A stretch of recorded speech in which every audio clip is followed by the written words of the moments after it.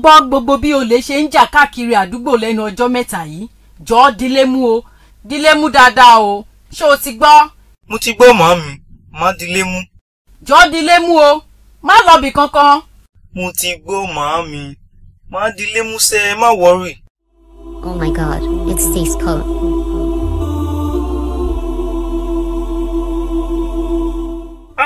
Ọmọlókun, èwo ló ń ṣe?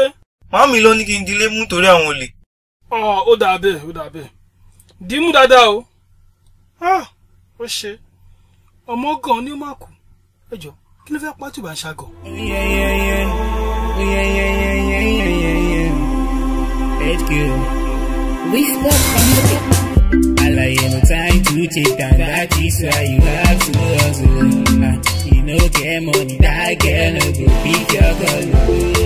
You show me love today, tomorrow I show you tomorrow. Tomorrow get better, you can't predict tomorrow.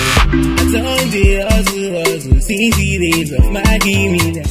Mo gbé Ọmọlókun, kí ló ń ṣe ń bí?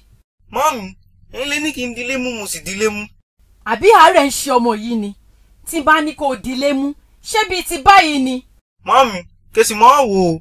Mo ti jẹ kankan látàárọ̀. Mo kàn dilé mú ni. Kódà gan gbogbo ọwọ́ ló ń ro mí. Mo gbé Ọmọlókun ti kó bá mi. Owó àjọ, owó lówó. Ọmọlókun pa mí o. Wọ́n ti jí mi lówó lọ. Màámi, mo dilé mú. Mo di mú gidi gan. Ẹ gbà mí, ṣé o mọ ẹ̀dà ọ̀rọ̀ ni? Tí bá ní kó dilé mú, kó mójútó ilé ni mò ń sọ. Ó wá lọ di ògiri mú. Irú ọmọ wo rèé nítorí Ọlọ́run? Ọmọ rèé àbí promo company? Splendid Cartoon Yorùbá. Àwàdà tí ò lẹ́gbẹ́.